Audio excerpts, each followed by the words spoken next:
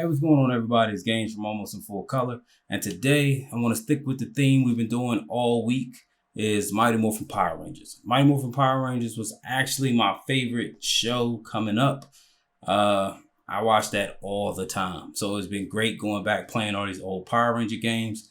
And to wrap up the week, I actually wanted to do a Mighty Morphin Power Rangers the movie review for the Sega Genesis. But when I was streaming that game, my boy Fiji actually brought it to my attention that there was a Super Nintendo version of that game. So that changed the whole plan for this video, which instead of just a single review, I was like, okay, well, I can do the Genesis version and the Super Nintendo version, and then we can compare them and see which one stayed more true to the actual movie. Honestly, just to get it out the way, the Sega Genesis version did. For the Sega Genesis version, both games really, they gave off, after I beat both of them, they gave off the feel that these were already completed games before the movie was announced. And then they each went their own way about kind of just mashing in some movie content just to kind of say that it correlates to the movie. Just to, I guess kind of give it a reason to say it's Power Rangers the movie. For the Sega Genesis, the first stage actually, it goes well because you actually fight the ooze people, which is like the putty for Ivan Ooze. And then at the end of that stage, they introduce Ivan Ooze. He attacks you, knocks you out. And then after that, this is where it showed that, okay, this kind of was mashed together in with a already pre-existing game. Because that cutscene before you get to the second stage covers 3/4 of the Power Ranger movie. That cutscene covers Ivan Ooze going to the command center, destroying it, fucking up Zordon using the last remaining bit of his power to send you to a faraway planet to meet Dulcia. She gives you the power to turn into the Ninja Ranger, and then you use that power to go find the lost power to get your power back to turn into the Power Rangers. And that's a lot of times to say power in one short segment. But yeah, and then you come back to Earth. All that happens after the first stage. So the second stage is you back on Earth with your Power Rangers power.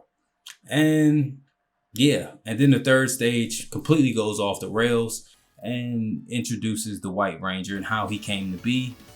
And for some reason on the third stage, which is a tribute to the White Ranger, they play the Go-Go Green Ranger song.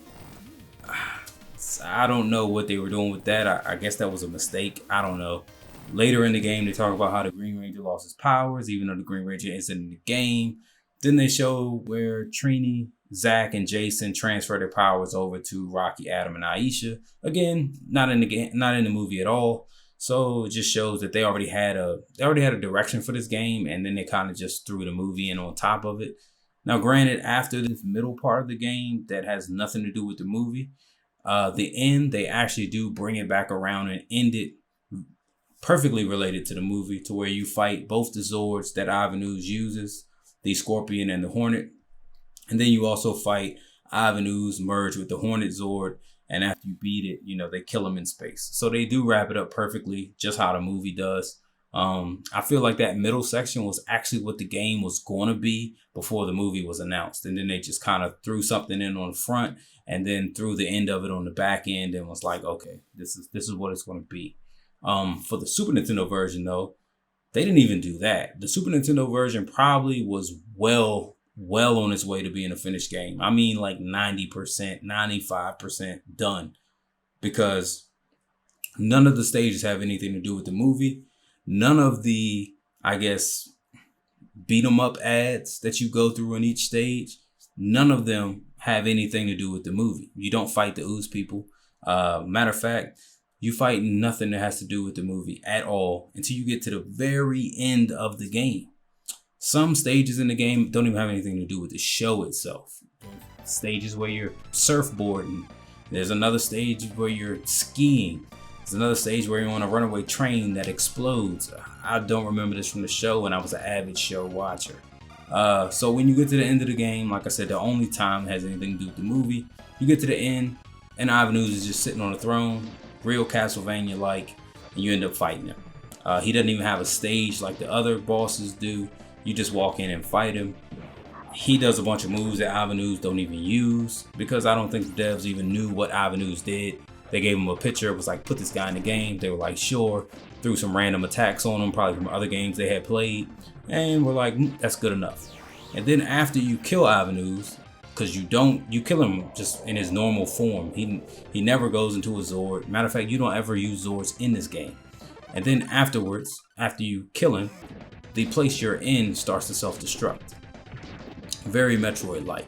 So now you're trying to escape from this building before it blows up. You get all the way to the end, and the Ninja Zord reaches in, grabs you, pulls you out, cuts to a cutscene. You see the back of the Ninja Zord, and he watches the building blow up. That's the only time you ever see the Ninja Zord in this game, or anything that even reflects as this is where the Power Rangers are, that they actually have the Ninja Zords, because it's never touched on in the entire game. So yeah, that game really had nothing to do with the movie, and you could see that they just sprinkled that in on the back end just to say that it had, I guess, had some correlation to the movie.